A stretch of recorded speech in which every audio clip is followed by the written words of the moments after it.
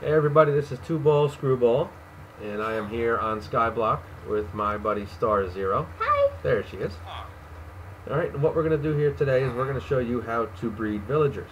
It's pretty simple. It sounds complicated online. If you read around and try to figure out on your own, you might get a little overwhelmed. There's a lot more that goes into breeding a villager than any other mob. But they're very valuable, so they're good to have, and it's good to know how to breed them. Alright, so let me just do this real quick here. Hi all, say hi to YouTube. Alright, and that'll get everybody talking, or maybe not. So we're on Pocket Island, Skyblock. We love this server. It's awesome. And been playing for a while here. Anyway, so first thing you need to do. Okay, there's my thanks 9. I appreciate that. Alright, so on Skyblock, unlike many other game modes, there are no naturally spawning villagers. Precisely Star Zero. There are no villagers that will spawn on their own. What you need to do is you need to get 2 villagers to start off with here. So how do you get them? Well, what do, Star? First you have to find 2 zombie villagers. Correct. Hit each one with a splash of weakness, or right. You could just get them together and hit them with the same one. Right. And then you but you feed them a golden apple. Show them which golden apple it is. Right. So this is a super golden apple. It's made with blocks, not ingots. Either one will work, but this one's a waste. So what you do is you trap a zombie villager, just use fences or whatever at night, and then splash them with this potion here, and then feed them a golden apple, and they will turn into a normal villager. So you need to do that twice. It's kind of difficult because you gotta find a zombie villager, you gotta trap them, you gotta have both of those items, a potion and a golden apple, which are kind of hard to come by in Skyblock. And you have to do it all before the zombie despawns or burns during the day. Quick tip: if the sun is coming up and you're still working on getting an apple or whatever, you can throw a helmet at the zombie, and he'll pick it up and put it on his head, and it'll keep him from burning during the day. So that's how you do that. That's probably the hardest part, is getting the actual 2 villagers and then corralling them. Yep. Corralling them in the same place here. So what you want to do is get the villagers, get them in a small confined area, like this. So now you have the 2 villagers. Most mobs in Minecraft you can feed, and they will breed. Cows you can feed what? Wheat? Yes. Yeah. Pigs, I think you feed carrots, whatever. And if you feed 2 pigs a carrot, they will make a baby pig, because that's how it works. Take them out to dinner, and you get a little action. Look what Spooky Boob said. Yes, baby piggies. That's great. So, villagers don't work that way. They don't breed on their own. Actually, they do breed on their own. They do not breed by feeding them.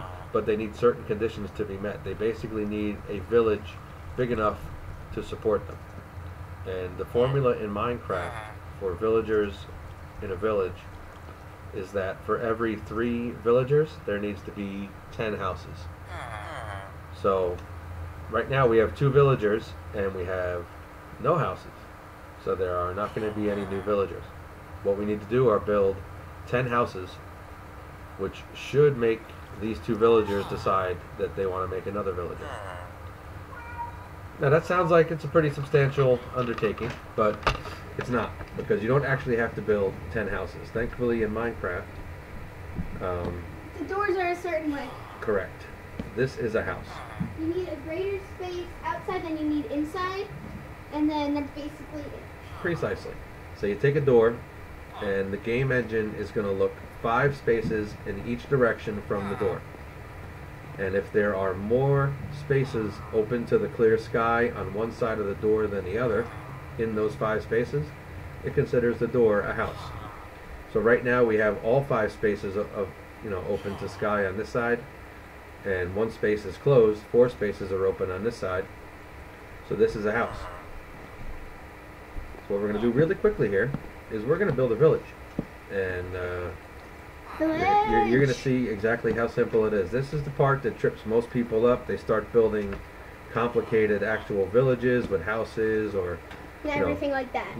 Or what they'll do is they'll build this same configuration, but they won't leave the spaces completely open to the sky. So, for example, they'll leave maybe a couple dozen blocks open, but then up above they'll have a platform. So that still blocks the sky, and that makes the door no longer be a house. So you need absolute clear view to sky, not a single block above on the outside, and you need to block at least one block. I usually do a whole 5x5 room here on the other side. So you'll see here, we should start breeding pretty soon here. What I'm doing is I'm just making each one of these doors into, as far as Minecraft is concerned, a house. Okay, boom, boom, boom. So right now there's 16 doors, each with one plank on the inside, no planks on the outside. That's 16 houses. Now if we come over here to our buddies, watch them for a minute, you should see, there they are. The hearts are going to pop up randomly over their head. And when that happens to both villagers at the same time, again it's completely random, that's when a baby will be generated. So if we let these two go long enough, eventually they'll both get the hearts at the same time just by chance, and boom, you'll have a baby. That baby grows up, then you'll have 3 villagers here, and your odds of 2 of them getting into that mode at the same time increases. Because again, it's just random. It's a random thing there. Oh, I thought they were going to make a baby there, but no, I just got excited. Anyway, so that's how you start. Now you would sit here, do whatever you need to do, let this run, and they'll continue spawning until they reach the villager cap, which is again defined by the number of houses in the area. So with 16 houses here, we're going to probably support about 4 villagers. Once we reach 4 villagers, they'll stop spawning until you build more houses. Alright? That's how that works. That's how you start. Now what we're going to show you here is I have a bit more of a complicated, a little more advanced spawner that I've created. So let me get some daylight here, and I'm going to go up to the top of my island, show you what we got here. So this is probably one of the best villager spawners I've ever built. What we have are, we started with 2 villagers in here, just like we did downstairs. But as you can see, I've built a massive number of quote-unquote houses here. So each one of these hollow houses are 16 doors, so 16 houses in this square. And then some of these rooms, I've actually got 25 doors in. So this floor here, that's 25 houses plus 16 plus 16 plus 25. You can see there's a massive number of houses here. So I'm supporting about 100 villagers in this box. And I've got them all trapped in here. And I use a door, a 1-block high gate to let babies out when they spawn. So right now they're not spawning because I've let this thing run quite some time and it's reached the cap. So I've got 105 villagers, 104 villagers in here. Okay. Right, so again, the cap is based on the number of houses. So since I have 103, 104, 105 villagers in here, I must have, 3/10 of the amount of villagers as I do houses. So for every 10 doors, you get 3 villagers. For every 100 doors, you get 30 villagers. So I probably have about 320 doors here, give or take. Now to get these guys to spawn, it's actually pretty simple. Once you get to the villager cap, all you need to do is kill 1 villager off. And since you're then 1 villager below the cap, they'll immediately start spawning. And as you saw downstairs with 2 villagers, that might take some time. But with 100 villagers, the odds of 2 of these guys going into the spawn mode at the same time are much, much higher. And with this configuration here, I've gotten up to 2 villagers a minute, popping out of this thing. So let me show you how it works. Like I said, what I do is, to let the thing build, I keep this gate closed. And when I'm ready to start the generator, start the spawner, I'll open up the gate, I have 2 water source blocks on this side of the container, which pushes all the villagers out in this direction. Since the adults can't make it under here, they stay in this spawner. But the babies are 1 block high, they slip through. They actually fit between the block and the gate here, the metal fence. They fall down and land in the collection pit down there that you can just barely see there. See that down there? They'll land down there. So I've got this thing open. I'm going to kill off 1 villager. And this is kind of tough with these guys bouncing around like this, but let's see what we can do. There we go. So I killed 1 off, and you see immediately I'm getting hearts here. As soon as a baby spawns, based on the physics, the water physics, he should be pushed out, dropped down, and then once he's about 64 blocks away from the spawner, he will no longer count towards the cap. So once he drops out, we'll continue spawning. And that will continue. Yep, there he goes. So we just had our first one. That was probably about 10 or 15 seconds before I had my first villager, which is pretty phenomenal. As long as they keep falling out, the cap won't be reached, and they will continue to spawn. And I think he might have accidentally smashed into something, because I don't see him down here. Unless he's already going this way. Nope. Alright, so he must have bit it.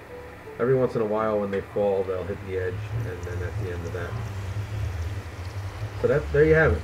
That is a pretty basic tutorial on how to create villagers and a pretty basic villager spawner. So basically what you see that is pretty complicated about the villager spawners, it's not true. You can just get villagers this easy.